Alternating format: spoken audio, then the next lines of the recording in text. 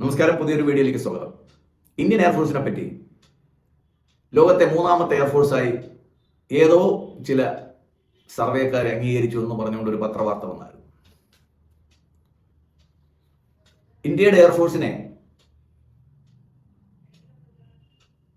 തരംതിരിക്കാനും അവരുടെ നിലവാരം വിലയിരുത്താനും തക്ക ശക്തിയുള്ള രാജ്യങ്ങളൊന്നും ഇപ്പോൾ നിലവിലില്ല എന്നുള്ളതാണ് നമ്മുടെ കണക്കൂട്ടൽ. ഒരു രാജ്യത്തിൻ്റെ എയർ പവർ നിശ്ചയിക്കുന്നത് വിമാനങ്ങളുടെ എണ്ണമോ റോക്കറ്റുകളുടെ കൂട്ടമോ അല്ലെങ്കിൽ ഡ്രോണുകളുടെ എണ്ണമോ ഒന്നുമല്ല.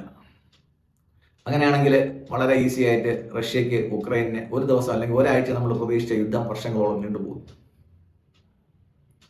അമേരിക്ക എന്ന് പറയുന്ന വമ്പൻ ശക്തി ഇറാൻ എന്ന് പറയുന്ന ഒരു കൊച്ചു രാജ്യത്തെ കീഴ്പ്പെടുത്താൻ തുടങ്ങിയിട്ട് മാസങ്ങളേറെയായി. ഫെബ്രുവരിയിൽ തുടങ്ങി ഏപ്രിലായി, മെയ് ആയി, ഫെബ്രുവരി മാർച്ചായി, ഏപ്രിലായി, മെയ് ആയി, ജൂണായി, ജൂലൈ ആയി, ആഗസ്റ്റ് ആയാലും സെപ്റ്റംബർ ആയാലും ഇത് തീരുന്ന കൂടുതൽ കാണുന്നില്ല.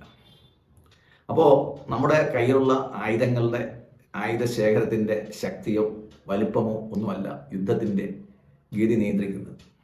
ഇപ്പോൾ എയർ പവർ എന്ന് പറയുമ്പോഴത്തേക്ക് നമ്മുടെ കയ്യിൽ ആയുധങ്ങൾ എത്ര ഉണ്ട് എന്ന് മാത്രമല്ല, ഏറ്റവും പ്രധാനപ്പെട്ട രണ്ട് കാര്യങ്ങൾ, അത് ഉപയോഗിക്കുന്നവരുടെ സ്കിൽ എത്ര ഉണ്ടെന്നുള്ളത്. നമ്മളൊക്കെ എയർഫോഴ്സിൽ കയറിയ കാലം തൊട്ട് തന്നെ നമ്മൾ കേൾക്കുന്ന ഒരു ചൊല്ലാണ്, ലോകത്ത് ഏറ്റവും മുന്തിയ പൈലറ്റുമാർ ഇസ്രായേലിലും രണ്ടാമത് ഇന്ത്യയിലുമാണ്. അതിനൊരു സബ്സ്റ്റാൻഷിയേറ്റ് ചെയ്യാനൊരു കാരണമുണ്ട്. കാര്യം ലോകത്തിലെ എയർ ഓപ്പറേഷൻസിൽ സക്സസ് ആയിട്ടുള്ള രണ്ട് രാജ്യങ്ങൾ, ഒന്ന് ഇന്ത്യയും ഒന്ന് ഇസ്രായേലുമാണെന്നാണ്. 10ഓളം രാജ്യങ്ങൾ എതിർത്ത് നിന്നപ്പോഴും ഇസ്രായേലിന് അവരുടെ കഴിവുകൊണ്ട് യുദ്ധം ജയിക്കാൻ സാധിച്ചു. അവർ സ്വന്തമായിട്ട് ഭൂമി പിടിച്ചടക്കി. ഇന്ത്യയും സ്വന്തമായിട്ട് ഭൂമി പിടിച്ചടക്കി. പക്ഷേ ഇവിടുത്തെ ജിഹാദികളെ പേടിച്ചിട്ട് ആ ഭൂമി നമ്മൾ തിരിച്ച് പാകിസ്ഥാൻ വിട്ടുകൊടുക്കേണ്ടി വന്നു. ബംഗ്ലാദേശ് എന്ന് പറയുന്ന ഒരു രാജ്യത്തിന് ജനനം കൊടുക്കാൻ ഇന്ത്യൻ എയർഫോഴ്സ് ചൊരിഞ്ഞ രക്തം ചില്ലറയല്ല. അപ്പോൾ ഫയർ പവർ എന്ന് പറയുമ്പോഴത്തേക്ക് ആയുധത്തിൻ്റെ എണ്ണം എന്ന് വിചാരിക്കുന്നവർ സ്വർഗത്തിലാണ്.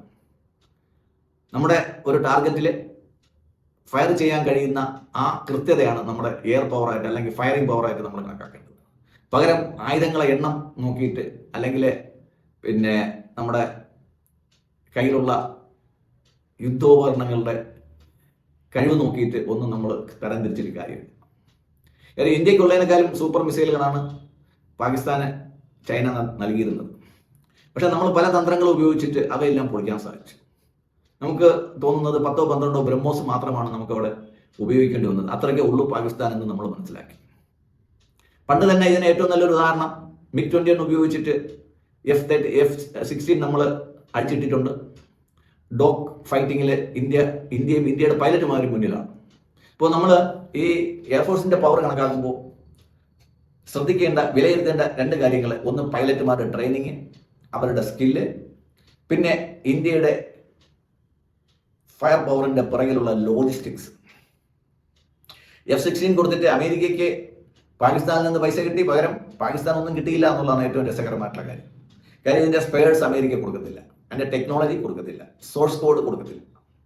അമേരിക്ക പറയുമ്പോഴത്തേക്ക് മാത്രം പൊങ്ങുന്ന ഒരു വിമാനം വെച്ചുകൊണ്ട് ഞങ്ങൾക്ക് F-16 ഉണ്ടേ എന്ന് പറഞ്ഞുകൊണ്ടിരുന്നൊരു കാര്യമില്ല. കാര്യം റഷ്യ ഇന്ത്യക്ക് കൊടുത്ത MiG-21 ഇന്ത്യ സ്വയം നിർമ്മിച്ചു ലൈസൻസോടെ. റഷ്യ ഇന്ത്യക്ക് നൽകിയ Su-30, സുഖോയ് 30 നമ്മൾ MKI, നമ്മൾ HAL ഇന്ത്യയിൽ നിർമ്മിക്കുന്നുണ്ട്.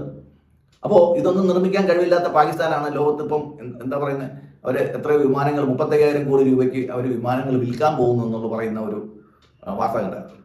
അപ്പോൾ ഇവർക്ക് ഇതിനകത്തുള്ള സപ്പോർട്ട് ചൈനയിൽ നിന്ന് കിട്ടുന്നുണ്ട്. ചൈനയിൽ നിന്ന് കിട്ടിയതെല്ലാം പാട്ടകളാണെന്ന് പാകിസ്ഥാൻ എയർഫോഴ്സിന് മനസ്സിലായത് വളരെ പിറകിലാണ്.